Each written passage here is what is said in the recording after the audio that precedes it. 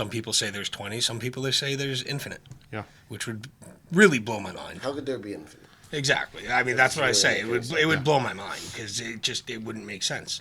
And again, now we start getting into the whole simulation thing, right? So we could be a simulation inside of a simulation. Like the chances that we are in the base model of the simulation is pretty much very, very far from reality.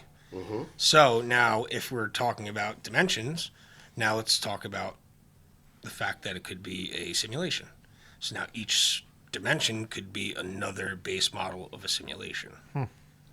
And then that starts breaking down everything that you think about because it starts getting wild after that. And then if it was infinite, then we have infinite amounts of simulations, and that gets crazy.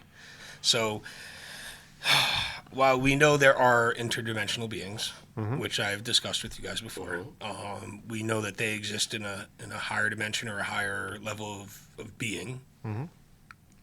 They can interact with us whenever they want or not interact with us just the same way that we would interact with a stick figure, as we've discussed before. So, I mean, your guess of what the fifth dimension is pretty much as good as my guess. Sure.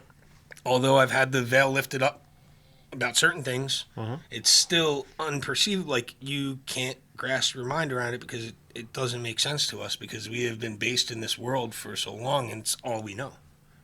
We can start researching. We can start going deeper and delve into other stuff and try to start making sense of it. But in reality, it's... So is there any way to simulate the simulation? So, I mean, we can create our own simulation. Then we create another base model for a lower degree of being that would live in the simulation that we created. Just think of, like, the game Sims. Right? Yeah. There's actually a really good movie with... Ryan Reynolds, Melissa McBride. It's called The Nines.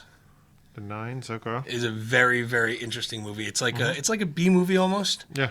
But I don't want to ruin the story for anybody, but it is a very, very cool movie to watch, which kind of correlates to the story that we're discussing right now. Yes. Okay. And it is very interesting. It's very, very interesting. And I mean that's kind of where you have to say, okay, I understand, but I don't understand. Right. Because I mean, you have chances to try to again raise your frequency, your vibration, and try to see into that higher dimension or higher level of being or whatever you want to call it.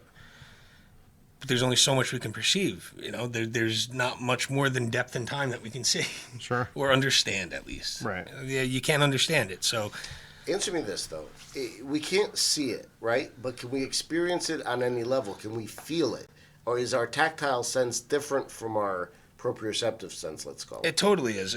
So you might be able to witness it, but to actually exist and understand it, I mean... Yeah, that's brain stuff. Yeah. I'm talking about, like, spiritually, can we interact with it on a level that's more on the ESP front? Or, interacting, that's different. Yeah, Okay. Interacting, I think, is a good way to put it, and that is something that we can do in certain ways.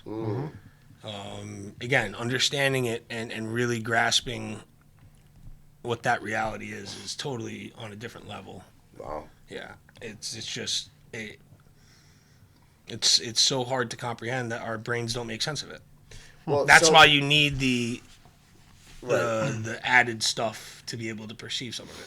So, a couple of things, kind of, a buddy used to say that we have more chakras than originally was anticipated. We could have hundreds of chakras, small ones that exist out here that are not actually part of the contiguous body. And I mean, there's the seven main ones, but then there's little ones that kind of bump off and such. Some of which were installed in us by the Anunnaki, if you want to think about that kind of thing. Others that, and as you gain the vibration, then these things start to light up, and then you have additional capabilities, or you have the opportunity to be added onto, like sort of a plug and play kind of thing. Like, now you're ready for the next dimension, and we're gonna plug in something into you that now you're able to interact and see that. Does that make any sense? It's interesting. It's a little far-fetched for me. But yeah, I'm not sure how accurate that would be from what I have actually been exposed to and know about. So, but I guess I understand the concept to an extent. I think that's more of like a spiritual type thing. And now, when we get into spiritual type things, I'm not sure how accurate that is to go into the discussion of higher dimensions and stuff like that. Why do you say that? Why would you put one here and one here? Well, because you have to. Let me try to figure out how I can explain this to you. Spiritual is a state of mind.